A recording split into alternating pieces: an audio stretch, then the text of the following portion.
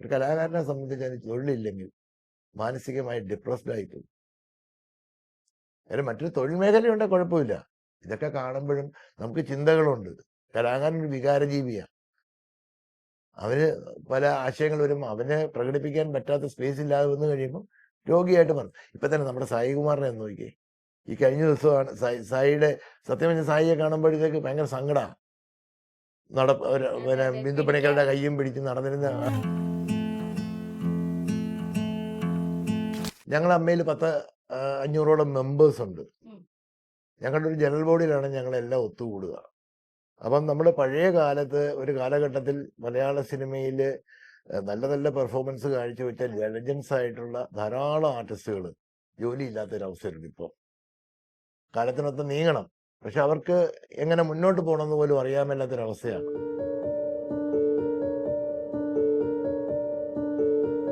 എന്തുകൊണ്ടായിരിക്കും നിങ്ങൾക്ക് ഒരു വിഭാഗം ആളുകൾക്ക് മൂവി കുറഞ്ഞു പോയത്? എന്തുകൊണ്ടായിരിക്കും മൂവി കുറഞ്ഞു പോയാൽ കാലം മാറുന്നതിന് കോലം മാറണോ പറയല്ലേ. കാലഘട്ടം മാറി, സിനിമകളുടെ രീതികൾ മാറി, ടെക്നോളജി വളർന്നു, പുതിയ പുതിയ ആൾക്കാർ വന്നു. അപ്പം ഇന്നത്തെ കാലഘട്ടത്തിൽ ഇന്ന ആർട്ടിസ്റ്റ് വേണം എന്നുള്ളൊരു മസ്റ്റ് ഇല്ല. ഒരു കഥ എങ്ങനെ ചിത്രീകരിക്കുന്നു അതിനെ അടിസ്ഥാനപ്പെടുത്തിയിരിക്കും ആ സിനിമയുടെ വിജയം. ഇന്ന ആർട്ടിസ്റ്റ് വേണമെന്നുള്ള പഴയ പോലുള്ള ഒരു ഫാൻസിന്റെ അമിതമായിട്ടുള്ള തള്ളലോ ഇതൊന്നും ഇന്നത്തെ യുവജനലില്ല.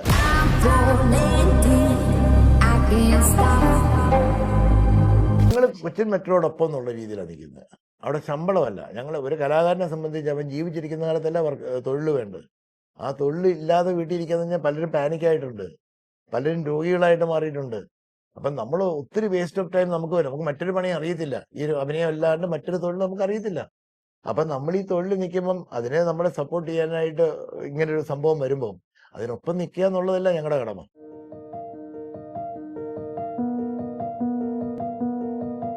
മാത്രമല്ല ഇങ്ങനെയും സിനിമ എടുക്കാം. നമ്മൾ കോടികൾ മാത്രമല്ലല്ലോ, ടെക്നോളജി വളർന്നില്ലേ, കാലഘട്ടം മാറി. ഇപ്പം മൊബൈൽ ഫോണിൽ കൂടെ വരെ സിനിമ ഇച്ചിരി ബുദ്ധിയും യുക്തിയും വിവരമുള്ള ഒരാൾക്ക്, സിനിമയെക്കുറിച്ച് അറിവുള്ള ഒരാൾക്ക് ഒരു മൊബൈൽ ഫോണിൽ കൂടെ വേണമെങ്കിലും സിനിമ എടുക്കുക. എന്ന കാലഘട്ടത്തിൽ കോടികൾ പറയുന്നതിന് അർത്ഥമില്ല. ഈ കോടികളില്ല സിനിമ എടുക്കുക. ഹോം പോലുള്ള സിനിമകളിലൂടെ വിജയിച്ച ചരിത്രമില്ലേ.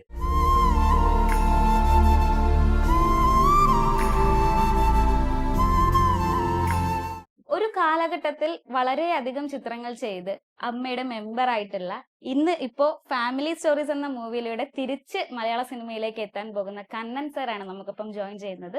നമസ്കാരം സർ. അപ്പൊ ഞാൻ ഈ പറഞ്ഞതുപോലെ ഒരു കാലഘട്ടത്തിൽ ആക്റ്റീവായിട്ട് നിന്നിരുന്ന ആളുകൾ ഇപ്പോഴും ഉണ്ട്, ആക്റ്റീവായിട്ട് തന്നെ ഉണ്ട്.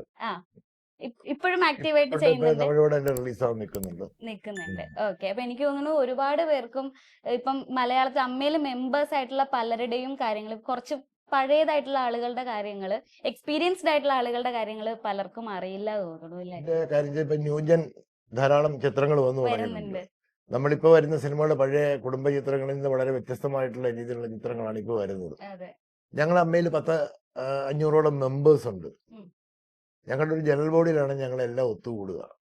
അപ്പം നമ്മൾ പഴയ കാലത്ത് ഒരു കാലഘട്ടത്തിൽ മലയാള സിനിമയിൽ നല്ല നല്ല പെർഫോമൻസ് കാഴ്ചവെച്ച ലെജൻസ് ആയിട്ടുള്ള ധാരാളം ആർട്ടിസ്റ്റുകൾ ജോലിയില്ലാത്തൊരവസരമുണ്ട്. ഇപ്പോൾ കാലത്തിനൊത്ത് നീങ്ങണം, പക്ഷെ അവർക്ക് എങ്ങനെ മുന്നോട്ട് പോകണമെന്ന് പോലും അറിയാൻ മേലാത്തൊരവസ്ഥയാണ്.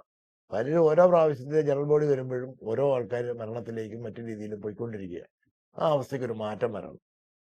അതിനെക്കുറിച്ച് പലപ്പോഴായിട്ടാണ് നമ്മൾ കൊച്ചിൻ മെട്രോയുടെ ഭാഗമായിട്ട് നിന്ന് രവിയേട്ടനുമായിട്ട് സംസാരിക്കുമ്പോഴൊക്കെ രവിയേട്ടനും പറയും എന്തെങ്കിലും നമുക്ക് ചെയ്യണം എന്നുള്ളൊരു ആശയം പറയും. അതിൻ്റെ അടിസ്ഥാനത്തിൽ രവിയേട്ടൻ ശ്രീ മോഹൻലാലുമായിട്ട് ഇതിനെക്കുറിച്ച് വിശദമായിട്ട് ചർച്ച ചെയ്യുകയും അതിന് ഒരു സൊല്യൂഷൻ എന്നുള്ള നിലയ്ക്ക് പഴയ കുടുംബ ചിത്രങ്ങളിലൂടെ പഴയ കാലത്ത് നല്ല വേഷങ്ങൾ ചെയ്തിട്ടുള്ള ആർട്ടിസ്റ്റുകളൊക്കെ വീണ്ടും ഒരു പുനർജീവിതം ഇതിലൂടെ കൊണ്ടുവരികയും ആ പഴമ വീണ്ടെടുക്കണം ഫാമിലി സ്റ്റോറീസിലൂടെ.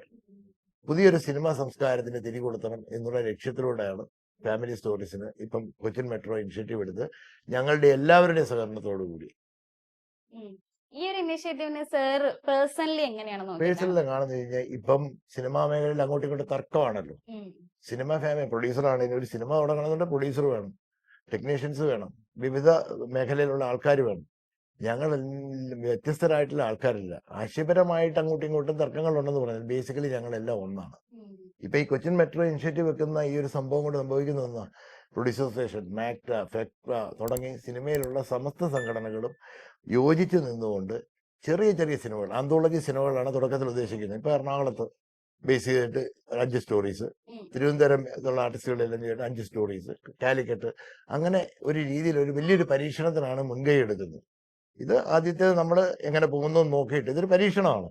അതിന് ഞങ്ങളുടെ ആർട്ടിസ്റ്റുകളുടെ ഭാഗത്തു നിന്നുള്ള ഫുൾ സപ്പോർട്ടും ഉണ്ട്. ആ കാര്യത്തില് പിന്നെ ഈ കൊച്ചിൻ മെട്രോയോടൊപ്പമാണ് ഞങ്ങൾ എല്ലാവരും. ഇത്തരത്തിലുള്ള ഇനീഷ്യേറ്റീവുകൾ ഇപ്പം എന്തുകൊണ്ടായിരിക്കും നിങ്ങൾക്ക് ഒരു വിഭാഗം ആളുകൾക്ക് മൂവി കുറഞ്ഞു പോയത് എന്തുകൊണ്ടായിരിക്കും? മൂവി കുറഞ്ഞു പോയാൽ കാലം മാറുന്നതിന് കോലം മാറണോ എന്ന് പറയലേ. കാലഘട്ടം മാറി, സിനിമകളുടെ രീതികൾ മാറി, ടെക്നോളജി വളർന്നു, പുതിയ പുതിയ ആൾക്കാർ വന്നു. അപ്പം ഇന്നത്തെ കാലഘട്ടത്തിൽ ഇന്ന ആർട്ടിസ്റ്റ് വേണം എന്നുള്ളൊരു മസ്റ്റ് ഇല്ല. ഒരു കഥ എങ്ങനെ ചിത്രീകരിക്കുന്നു അതിനെ അടിസ്ഥാനപ്പെടുത്തിയിരിക്കും ആ സിനിമയുടെ വിജയം. ഇന്ന ആർട്ടിസ്റ്റ് വേണമെന്നുള്ള പഴയ പോലുള്ള ഒരു ഫാൻസിന്റെ അമിതമായിട്ടുള്ള തള്ളലോ ഇതൊന്നും ഇന്നത്തെ യുവജനിലില്ല. അതുകൊണ്ട് തന്നെയാണ് ഇപ്പൊ ആ രീതിയിലുള്ള പലർക്കും വർക്ക് പറയാനുള്ള പ്രധാനപ്പെട്ട കാരണം. ഈ ഒരു ഇനീഷ്യേറ്റീവ് എങ്ങനെ ഇനി റിഫ്ലക്ട് ചെയ്യും എന്നാണ് വിചാരിക്കുന്നത്, ഇനി മുമ്പോട്ടുള്ള സിനിമയുടെ ഒരു? എന്റെ പ്രതീക്ഷ എന്താണെന്ന് വെച്ച് കഴിഞ്ഞാൽ കൊച്ചിൻ മെട്രോ മുന്നോട്ടിറങ്ങുന്ന ഈ ഒരു ഉദ്യമം പുതിയൊരു സിനിമാ സംസ്കാരത്തിന് തന്നെ വഴിതെളിക്കും. കൊച്ചു കൊച്ചു നല്ല സിനിമകൾ വരും മുന്നോട്ട്. അത് മാത്രമല്ല, ഇപ്പം നിലവിലെ പ്രൊഡ്യൂസേഴ്സുമായിട്ടുള്ള ഏറ്റവും വലിയ ആർട്ടിസ്റ്റുകൾ വേതനം കൂട്ടി അങ്ങനെ ഇങ്ങനെ പല തെറ്റിദ്ധാരണകളും ഉണ്ട്. പരസ്പരം ഒരു അങ്ങോട്ടും ഇങ്ങോട്ടും ഇരുന്ന് പറഞ്ഞു തീർക്കാവുന്ന വിഷയങ്ങളാണ് പർവ്വതീകരിച്ച് സോഷ്യൽ മീഡിയയിലൂടെ പോയിക്കൊണ്ടിരിക്കുന്നത്. ഇതിനൊക്കെ ഒരു അറുതി വരും എന്നാണ് എൻ്റെ ഉറച്ച വിശ്വാസം. എൻ്റെ മാത്രമല്ല, ഞങ്ങളിപ്പോൾ ഏകദേശം 100-100ഓളം ആർട്ടിസ്റ്റുകൾ ഫുള്ളായിട്ട് സപ്പോർട്ട് ചെയ്ത് നിൽക്കുന്നുണ്ട് ഈ ഒരു കാര്യത്തിൽ. നിങ്ങളുടെ ഇടയിലുള്ള ഒരു ഡിസ്കഷൻസും കാര്യങ്ങളൊക്കെ ഞങ്ങൾ കൊച്ചിൻ മെട്രോയോടൊപ്പം എന്നുള്ള രീതിയിലാണ് നിൽക്കുന്നത്.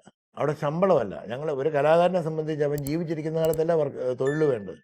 ആ തൊഴിൽ ഇല്ലാതെ വീട്ടിലിരിക്കാന്ന് പറഞ്ഞാൽ പലരും പാനിക്കായിട്ടുണ്ട്, പലരും രോഗികളായിട്ട് മാറിയിട്ടുണ്ട്. അപ്പം നമ്മൾ ഒത്തിരി വേസ്റ്റ് ഓഫ് ടൈം നമുക്ക് വരും. നമുക്ക് മറ്റൊരു പണി അറിയത്തില്ല, ഈ ഒരു അഭിനയം അല്ലാണ്ട് മറ്റൊരു തൊഴിൽ നമുക്ക് അറിയത്തില്ല. അപ്പം നമ്മൾ ഈ തൊഴിൽ നിൽക്കുമ്പം അതിനെ നമ്മളെ സപ്പോർട്ട് ചെയ്യാനായിട്ട് ഇങ്ങനൊരു സംഭവം വരുമ്പം അതിനൊപ്പം നിൽക്കുക എന്നുള്ളതല്ല ഞങ്ങളുടെ കടമ. ഒരു പക്ഷേ ഇപ്പം ഇതിലൂടെ നമ്മളൊരു പടം വർക്ക് ചെയ്തു, ഇത് ഞങ്ങളുടെ സിനിമയാണ്. ഞങ്ങളുടെ സിനിമയാണ് കൊച്ചിൻ മെട്രോ എന്ന ഈ പ്രോജക്റ്റ് ഞങ്ങളുടെ പ്രോജക്റ്റാണ്. ഈ പ്രോജക്റ്റിലൊരു പഴയ കാലത്തെ ഒരു നടനോ നടിയോ ഒരു ക്യാരക്ടർ വന്ന് ഹിറ്റായാൽ പുറത്തുള്ള നല്ല പടത്തിൽ നല്ല വേഷങ്ങൾ ചെയ്ത് അയക്ക് നല്ല റെമ്യൂണറേഷൻ മുന്നോട്ട് പോകത്തില്ലേ? ഒരു ലൈഫായില്ലേ? എനിക്ക് തോന്നുന്നു ഇപ്പോഴും ഇപ്പൊ പലരും ആ മുഖങ്ങൾ മറന്നുപോയത് കൊണ്ടുള്ളൊരു മുഖങ്ങൾ മറന്നുപോയെന്ന് പറഞ്ഞാൽ ഇവരുടെ എല്ലാ ശബ്ദങ്ങൾ ഇന്നും പോപ്പുലറാണ്. ഇന്നത്തെ കാലത്ത് ഐഡന്റിറ്റി ഉണ്ട്. ഒരു സിംഗർക്ക് ഐഡന്റിറ്റി ഇല്ല, ഒരു ആർട്ടിസ്റ്റിന് ഐഡന്റിറ്റി ഇല്ല. ഞങ്ങളെപ്പോലുള്ള ആൾക്കാരുടെ കാലഘട്ടത്തിൽ ഉണ്ടായിരുന്നു, ഞങ്ങൾക്കൊരു ഐഡന്റിറ്റി അന്നുണ്ടായിരുന്നു. ഇപ്പോഴും നമ്മളൊക്കെ നിലനിൽക്കുന്ന ഐഡന്റിറ്റി പബ്ലിക്കിൽ കുറെ ആൾക്കാർ ഞങ്ങളുടെ കാലഘട്ടത്തിൽ ഉണ്ടായിരുന്ന ആൾക്കാരുടെ ഇടയിൽ നമ്മളിപ്പോഴും സജീവമാണ്. പക്ഷെ നമ്മളെ കാണുന്നില്ല എന്നുള്ളത് മാത്രമേ. ആ ഒരു തിരിച്ചുവരവ് കൊച്ചിൻ മെട്രോ എടുക്കുന്ന ഇനിഷ്യേറ്റീവിനെ അങ്ങേയറ്റം ഞങ്ങൾ ശ്ലാഘിക്കുക. ഒരുപക്ഷെ ഇപ്പോഴത്തെ തലമുറയിലുള്ളവർക്ക് നമ്മളെ ഒന്ന് ഇൻട്രൊഡ്യൂസ് ചെയ്യാനുള്ള സെൽഫ് ഇൻട്രൊഡക്ഷൻ സംഭവിക്കുക അവിടെ. അത് മാത്രമല്ല, ഇങ്ങനെയും സിനിമ എടുക്കാം. നമ്മൾ കോടികൾ മാത്രമല്ലല്ലോ, ടെക്നോളജി വളർന്നില്ലേ, കാലഘട്ടം മാറി. ഇപ്പം മൊബൈൽ ഫോണിൽ കൂടെ വരെ സിനിമ, ഇച്ചിരി ബുദ്ധിയും യുക്തിയും വിവരമുള്ള ഒരാൾക്ക്, സിനിമയെക്കുറിച്ച് അറിവുള്ള ഒരാൾക്ക് ഒരു മൊബൈൽ ഫോണിൽ കൂടെ വേണമെങ്കിലും സിനിമ എടുക്കാം. എന്ന കാലഘട്ടത്തിൽ കോടികൾ പറയുന്നതിന് അർത്ഥമില്ല. ഈ കോടികളില്ലാതെ സിനിമ എടുക്കാം. ഹോം പോലുള്ള സിനിമകളിലൂടെ വിജയിച്ച ചരിത്രമില്ലേ? അപ്പൊ എന്തുകൊണ്ട് നമുക്ക് എടുത്തുകൂടാ? കുടുംബങ്ങൾ ഇന്നും നഷ്ടമായിട്ടില്ല. അന്നത്തെ കാലഘട്ടത്തിന്റെ രീതികളൊന്നും മാറിയെന്ന് മാത്രമേ ഉള്ളൂ. അതിലേക്കൊന്ന് പറിച്ചു വെച്ചാൽ മാത്രം മതി. കുടുംബം എന്ന് പറയുന്ന ബേസ് അത് തന്നെയാണ് ഫാമിലി സ്റ്റോറീസ് ഉദ്ദേശിക്കുന്നത്. സാറിന്റെ ഒരു പ്രതീക്ഷകൾ എന്തൊക്കെയാണ് ഈ ഒരു മൂവിയെ കുറിച്ചിട്ടുള്ള? പ്രതീക്ഷ എന്ന് വെച്ച് കഴിഞ്ഞാൽ, എന്നേക്കാൾ ഉപരി ഞാൻ കാണുന്നത് എൻ്റെ കൂടെയുള്ള സഹപ്രവർത്തകർക്ക് വർക്കുകളിൽ എല്ലാവരും സജീവമാകുന്ന ഒരു അവസ്ഥയാണ് ഞാൻ കാണുന്നത്. ഒരു വേറുകൃത്യമല്ല. അതുകൊണ്ട് സന്തോഷം മാത്രമേ ഉള്ളൂ. ഇപ്പം എന്തായാലും ഈ ഫാമിലി സ്റ്റോറീസിന്റെ കൂടെ നീങ്ങിക്കൊണ്ടിരിക്കുകയാണെന്ന് തോന്നുന്നു. 100% ഈ കാര്യത്തില് ഇതിന്റെ സിഇഒ ആയിട്ടുള്ള രവിയേട്ടന്റെ പിന്നില് ഞങ്ങളെല്ലാം ഉണ്ട് ഈ ഒരു വിഷയത്തിൽ. സർ, നമ്മൾ ഈ മൂവിയിലൊക്കെ സജീവമായി നിന്നിട്ട് ഈ വർക്ക് ഇല്ലാതെ വരുന്ന ഒരു സിറ്റുവേഷൻ ഉണ്ടല്ലോ, ഒരു വളരെ ഭീകരമായിട്ടുള്ള ഒരു സിറ്റുവേഷൻ ആയിരിക്കും. അതിനെ എന്താണ് ശരിക്കും നിങ്ങളുടെ ലൈഫിൽ നടക്കുന്നത്? നമ്മളെ വലിയൊരു ശൂന്യമായ അവസ്ഥയാണ് വർക്ക് ഇല്ല എന്ന് പറയുന്നത്. അപ്പൊ എനിക്ക് തന്നെ അറിയാവുന്ന എൻ്റെ ഒരു സുഹൃത്തുണ്ട്, ആളുടെ പേര് പറയാൻ ഉദ്ദേശിക്കുന്നില്ല. അവന് വർക്കില്ലാതെ വന്നിട്ട് കഴിഞ്ഞ ദിവസങ്ങളിൽ വളരെ ട്രാജഡി ആയിട്ട് ഞങ്ങൾ അങ്ങോട്ടും ഇങ്ങോട്ടും സംസാരിക്കും. എന്നോട് പറഞ്ഞു, കാരണം ചേട്ടാ, പിന്നെ ചേട്ടൻ്റെ അവസ്ഥ വളരെ മോശമാണ്. മെന്റലി ഭയങ്കര അറിയപ്പെടുന്ന ഒരു പോപ്പുലർ ആർട്ടിസ്റ്റിന്റെ കാര്യമായി പറയുന്നത്. ഒരു സമയത്ത് മലയാള സിനിമയിൽ സജീവമായിട്ടുണ്ടായിരുന്ന ഒരു ആർട്ടിസ്റ്റിന്റെ കാര്യം പറയുന്നത്. ഫുള്ളായിട്ട് പാനിക്കാണ്, മാനസികമായി തകർന്നിരിക്കുകയാണ്. എവിടെയെങ്കിലും കണഞ്ഞൻ അറിയാവുന്നിടത്ത് ഒരു വേഷം ചേട്ടനെ എങ്ങനെയും ഒന്ന്, ചേട്ടൻ അറിയണ്ട, ചേട്ടൻ ആരെയും വിളിക്കുകയില്ല, ഒന്ന് ഒരു വർക്കിൽ എൻ്ററായാൽ അതിപ്പോൾ ഒരു സന്തോഷമുള്ള കാര്യമില്ലെന്ന് പറയും. അപ്പൊ തന്നെ ഊഹിക്കാമല്ലോ, ഒരു കലാകാരനെ സംബന്ധിച്ച് അതിന് തൊഴിലില്ലെങ്കിൽ മാനസികമായി ഡിപ്രസ്ഡ് ആയിപ്പോയി. അതിന് മറ്റൊരു തൊഴിൽ മേഖലയുണ്ടെങ്കിൽ കുഴപ്പമില്ല. ഇതൊക്കെ കാണുമ്പോഴും നമുക്ക് ചിന്തകളുണ്ട്. കലാകാരൻ ഒരു വികാരജീവിയാണ്. അവന് പല ആശയങ്ങൾ വരും, അവന് പ്രകടിപ്പിക്കാൻ പറ്റാത്ത സ്പേസ് ഇല്ലാതെ വന്നു കഴിയുമ്പോൾ രോഗിയായിട്ട് മാറും. ഇപ്പൊ തന്നെ നമ്മുടെ സായികുമാറിനെ ഒന്ന് നോക്കിയേ. ഈ കഴിഞ്ഞ ദിവസമാണ് സായിയുടെ, സത്യം പറഞ്ഞ സായിയെ കാണുമ്പോഴത്തേക്ക് ഭയങ്കര സങ്കടമാണ്. പിന്നെ ബിന്ദു പണിക്കരുടെ കയ്യും പിടിച്ച് നടന്നിരുന്ന ആള് ഈ അടുത്ത ദിവസം ദൈവത്തിന്റെ നിശ്ചയം പോലെ നമ്മുടെ ഫാമിലി സ്റ്റോറീസ് വരുന്നു. പിന്നെ സായികുമാർ മലയാള സിനിമയിൽ അറിയപ്പെടുന്ന ഒരു നടനാണ്. വീണ്ടും ആ പഴയ ആരോഗ്യത്തിലേക്ക് വരുന്നു. ആ മനുഷ്യന് വീണ്ടും ഒരു പുതുജീവൻ കിട്ടി. ഇതൊക്കെ അതാ പറയുന്നത്, എല്ലാത്തിനും ഒരു സമയമുണ്ട്. ഞങ്ങളെ സംബന്ധിച്ച് ഞങ്ങളുടെ നെഗറ്റീവ് കാലഘട്ടം മാറി ഞങ്ങൾക്കൊരു പുതിയ സമയം വരുന്നു എന്നാണ് ഞങ്ങളുടെ എല്ലാവരുടെയും പ്രതീക്ഷ. ആ സ്വപ്നം സാക്ഷാത്കാരത്തിന് വേണ്ടിയിട്ടാണ് കൊച്ചിൻ മെട്രോയോടൊപ്പമാണ് ഞങ്ങൾ എല്ലാവരും. അത് തുറന്ന സത്യമാണ്, ഒരു ഫാക്റ്റുമാണ്. ലാലേട്ടൻ ചെയർമാൻ ആയിട്ടുള്ള കൊച്ചിൻ മെട്രോയാണ് ഈ ഒരു പ്രോഗ്രാം ഇനിഷ്യേറ്റീവ് എടുക്കുന്നത്. അതിനെ എങ്ങനെയാണ് നോക്കിക്കാണുന്നത്?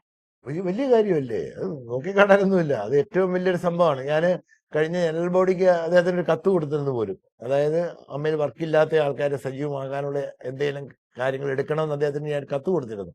പക്ഷെ ഇത്രയും പെട്ടെന്ന് രവിയേട്ടനുമായിട്ട് ആലോചിച്ച് ഇത്രയും വലിയൊരു തീരുമാനത്തിലെത്തുന്നത് സത്യം പറഞ്ഞാൽ ഭയങ്കരമായിട്ട് നമുക്ക് അത്ഭുതമാണ് തോന്നിയ ഒരു കാര്യം. അതുകൊണ്ട് തന്നെ ഈ വിഷയം നന്നായിട്ട് തന്നെ വരും. പലർക്കും ജോലി കിട്ടും.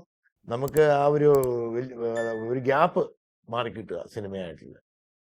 തിരിച്ച് സിനിമയിലോട്ടുള്ള റീഎൻട്രാണ് നമ്മൾ വളരെ പ്രതീക്ഷയാണ്.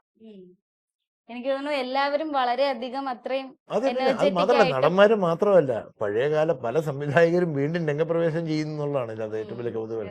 അവരും ഇന്നിപ്പം ഉണ്ട്, എല്ലാവരും ഉണ്ട്. പക്ഷെ അവരും അകന്നകന്ന് പോയിക്കൊണ്ടിരിക്കുക ഇൻഡസ്ട്രിയിൽ. അവരുടെ ഒരു തിരിച്ചുവരവൂടെയാണ്. അവരുടെ ഒരു തിരിച്ചുവരവ്, പഴയ കാലത്തുണ്ടായിരുന്ന നടന്മാരുടെ ഒരു തിരിച്ചുവരവ്, ഇതിനെയെല്ലാം ക്രോഡീകരിക്കുന്ന കൊച്ചിൻ മെട്രോ എന്ന് പറയുമ്പം ശ്രീ ലാൽ സാർ എടുക്കുന്ന ആ ഒരു ഇനിഷ്യേറ്റീവിനെ അങ്ങേയറ്റം നമ്മൾ എത്ര പ്രശംസിച്ചാലും മതിയാവില്ല. ഒരു ചരിത്ര സംഭവമായിട്ട് ഇത് മാറും, സംശയമില്ലാത്ത കാര്യമാണ്.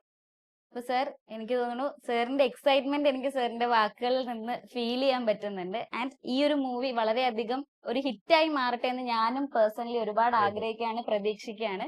All the very best. Thank you. ഒത്തിരി പേരുടെ ജീവിതവും കൂടെയാണിത്. അതെ അതെ, അതുകൊണ്ടാണ് അതുകൊണ്ട് തന്നെ അവിടെ അത് തന്നെയാണ് കൊച്ചിൻ മെട്രോയുടെ മൂല്യം ഇവിടെ വർദ്ധിക്കുന്നത്. കുറെ ആൾക്കാരുടെ ജീവിതവും ജീവനവും കൂടെയാണ് ഈ ഒരു പ്രോജക്റ്റ് സംഭവിച്ചു കഴിഞ്ഞാൽ. അങ്ങനെ സംഭവിക്കട്ടെ. നിങ്ങളുടെ എല്ലാവരുടെയും സഹകരണം വേണം മുന്നോട്ടും. ഞങ്ങളുടെ ജീവിതത്തിനും ഈ കൊച്ചിൻ മെട്രോയുടെ പ്രയാണത്തിനും അത് എപ്പോഴും ഞങ്ങളും പ്രതീക്ഷിക്കുന്നു തിരിച്ചും. തീർച്ചയായും സർ, തീർച്ചയായും. Thank you so much.